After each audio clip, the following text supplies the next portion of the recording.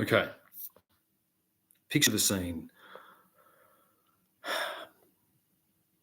You're staying in an Airbnb, you look up, you fucking see a strange thing, you scratch at the little hole and you notice that it's actually a camera lens and that you're being filmed in the Airbnb that you were staying at.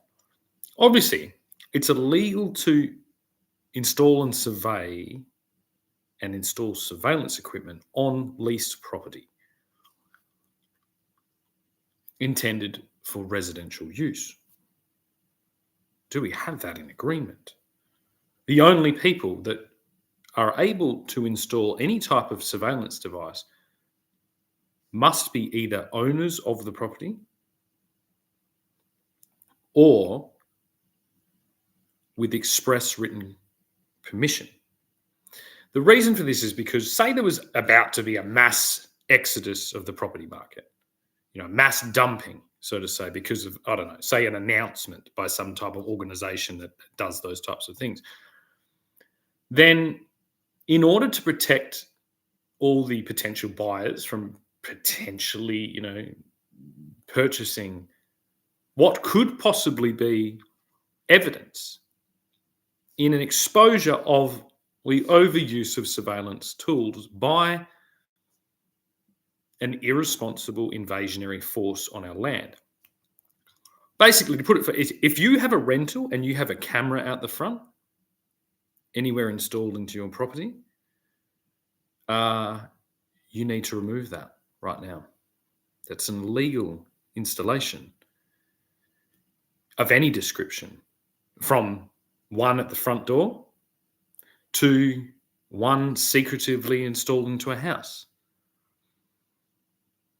There needs to be an unbroken chain of command. There is an unbroken chain of command that has full explanation for all modifications of the surveillance nature, especially with some of our tools and techniques that we're seeing, displayed by these disgusting models within our hospitals. Our hospitals aren't sacred? No, nowhere's sacred. Surveillance is surveillance. It's not a ancient thing when it was more difficult. It's not enshrined in our laws that you have the right to surveil anyone.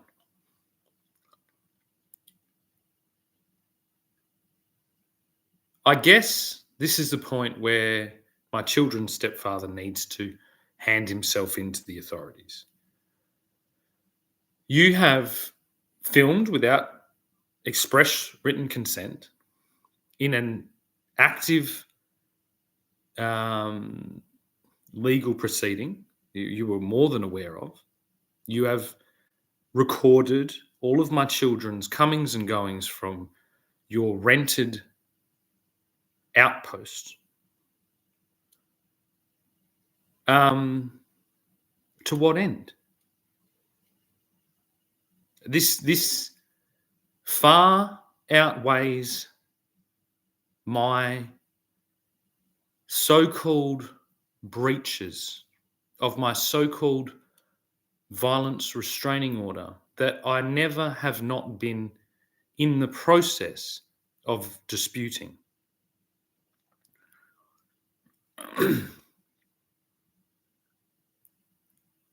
There is no explanation, yet one of paranoia. Paranoid by the exposure in your own subconscious, I'm guessing, of your own terrible deeds.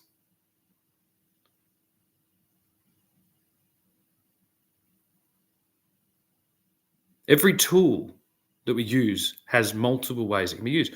You'll notice, really, if I had to think about it, the only active rolling camera I now possess with a microphone is this one.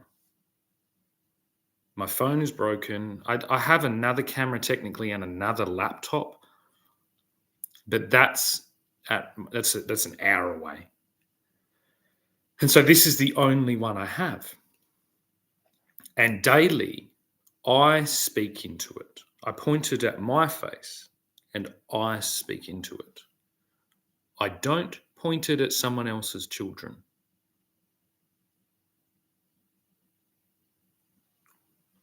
As they come and go from my what? From your what? What is it? What is it that you're protecting with this tool, Mr. Duty? Your lair? Your den? I don't think you can call it a home. How did the glass guitar turn out, Shannon? Good. Looked really amazing. If I had have tempered the glass, it would have sounded amazing as well. This is the funniest thing, is that if you realize what you're protecting on record, I assume you're again one of these fucking knobheads. You're sitting on the assumption that it's not in the best interest of the majority of Australians to expose this type of behaviour. But of course it is. Of course it is. To install surveillance recording equipment on a rental residential property. Like now, so think about it for the owners. Think about the lifetime, destructive value caused to that property, not even owned by this individual. No one wants to move into a meth house. No one wants to move into a hostage cave set up as the duty's private fucking prison. The duty castle Dudet. Fucking weird type of fucking castle going on there. That wasn't what that movie was about. It wasn't about that. Basically, it's kind of about the complete opposite of that.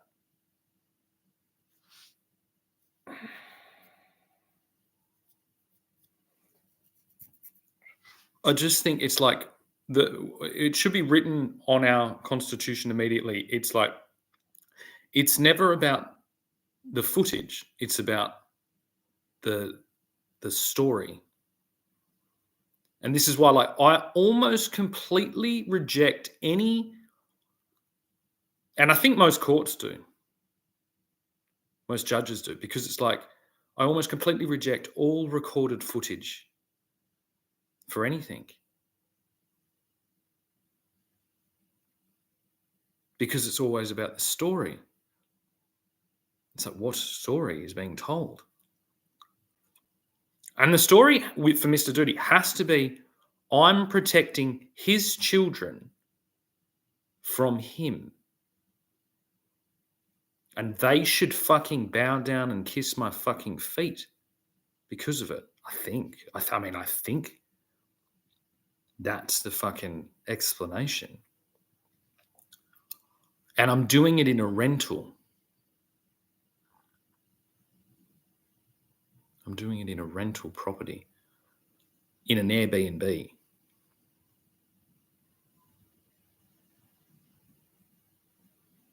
And now I just feel sorry for the actual home property owner who, in this financial crisis, is like, oh God, now my property is being held as like evidence. It's being held perpetually in an ongoing dispute between two alcoholics and a responsible manager of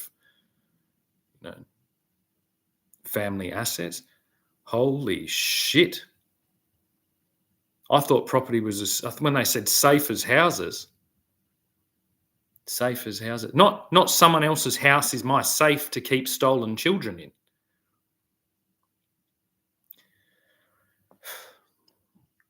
Anyway.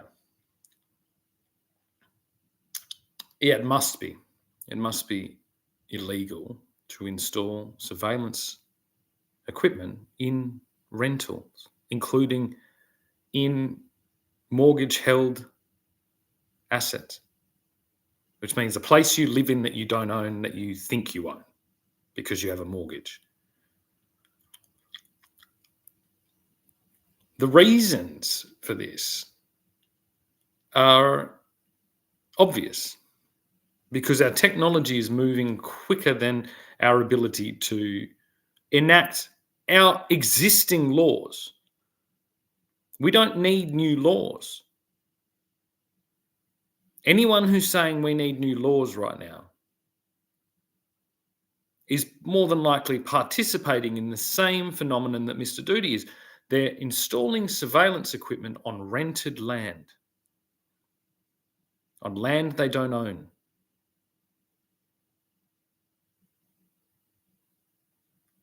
They're telling a story about who they're protecting and from who. But it's a fractal. It's like, this is the example.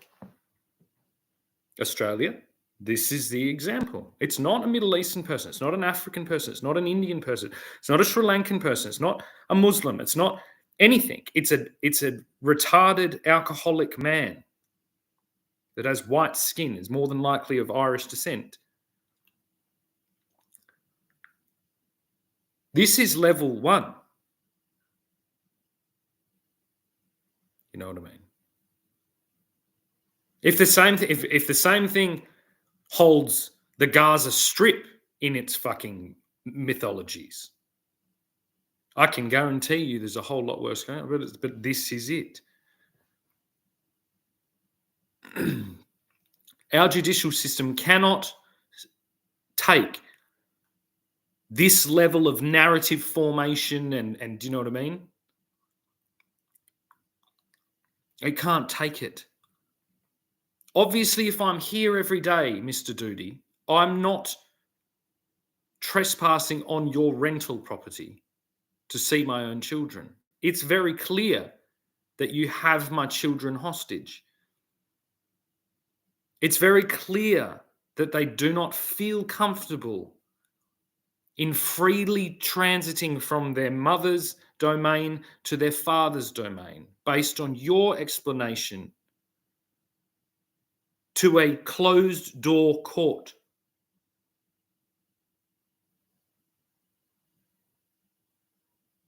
Two years ago or 3 years ago.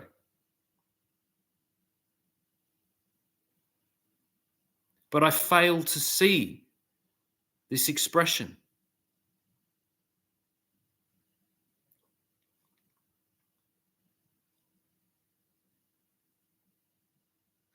I see preparation.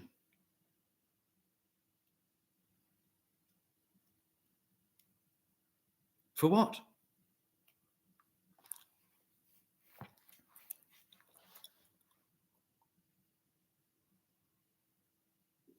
What end?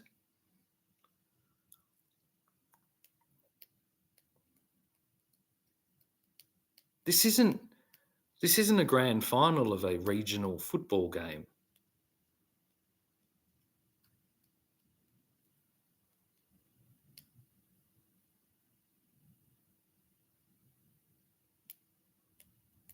I don't know what the stock prices or what the reputation of the Australian Football League is doing right now. I'm guessing it's fucking, they're just like, holy shit. And I'm guessing the NRL is just behind them. And I'm guessing all of these, manly sports are now being brought into the frame and exposed. And part of this upsets me. It's not like I don't play a manly sport, so I can do that. But it's something about the mentality and what is being protected. I can't understand how this is going on so long. This individual is a complete moron. So it's not him. He's being protected by a group of other morons, some of them who think they're very entitled to make these kind of movements in this country. Based on what? If you can't, turn your little spy cameras onto yourselves and explain. As someone who's visited many houses and done lots of work, legal work, you know what I mean? Just improvative work. It's usually the dodgy cunts that have cameras on their fucking houses. Yeah. It's pretty big. Like cameras, there's a certain thing. It's not like it's subtle. You don't understand because you more than likely haven't been in and out of like thousands and thousands of houses. And so you maybe don't recognize what you are outwardly projecting whilst criticizing, admittedly, my own presentation of my own family's property that has documented explanation as to why it looks like that. Well, it looks like that because of this exact description that I can give. Exactly, with evidence, paperwork, time stamps, examples, evidence, explanation, all here, all right here, done constantly.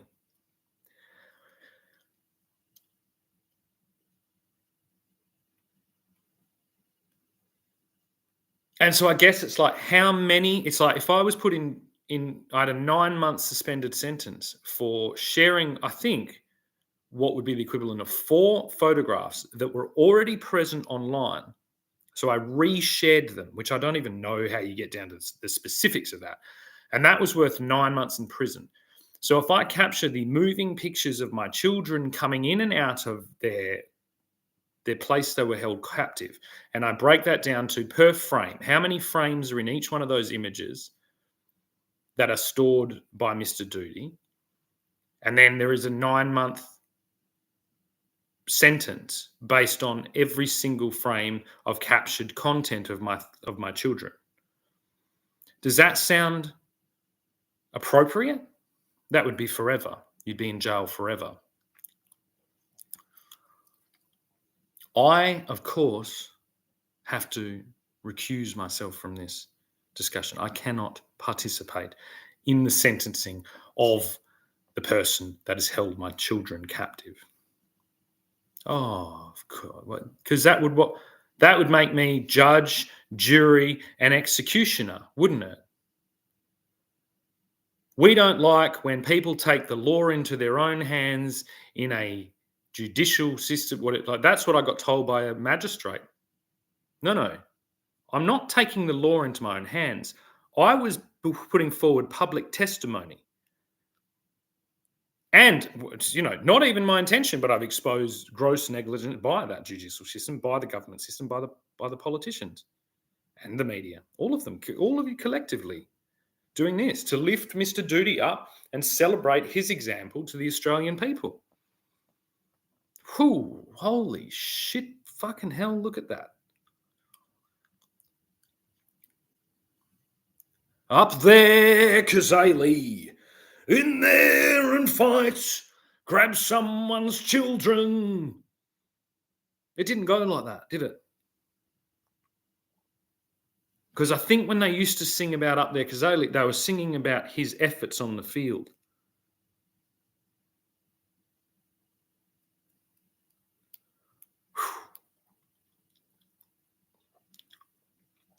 It looks bad. It looks bad. Good golly. Good golly gosh. It really looks bad. I can't even imagine. I can't even imagine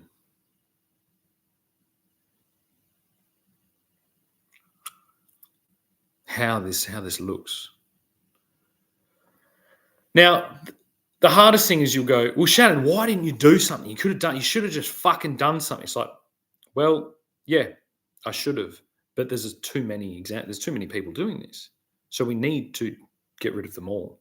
We need to expose them all in one go. And we need to understand exactly why it is and what it is they're doing. And so, yes, I did sacrifice my children's well-being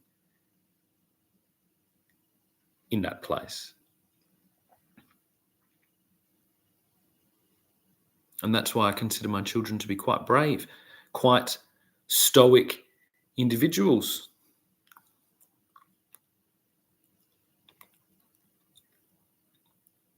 Quite deserving of accolades that might be given to them, not to me. My job in this is horrible. It's a horrible job, all of it. It's a horrible exposure of this scourge of entitlement. No one is entitled to someone else's children. No one. No one, not no way, not no how. Ever.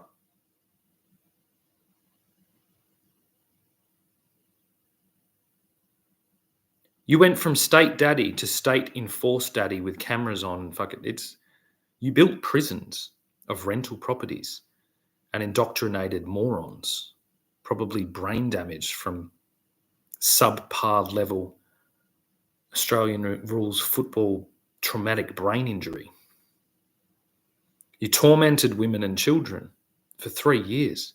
And I'm not just talking to Mr. Doody, I'm talking to everyone around Mr. Doody, everyone around that whole family, everyone aiding and abetting this coup here. Because as I described, that my future was attacked by my mother's ambush on my father and my mother's family's ambush on my father, it's no different when it comes from this even more Irish ambush on my children and their father to appease the de-Englification of those children, which by its example is now absolute of its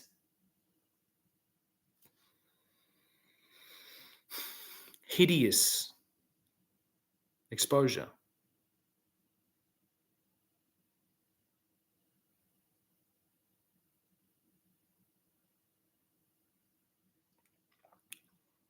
What, oh what, oh what, oh what have you all done?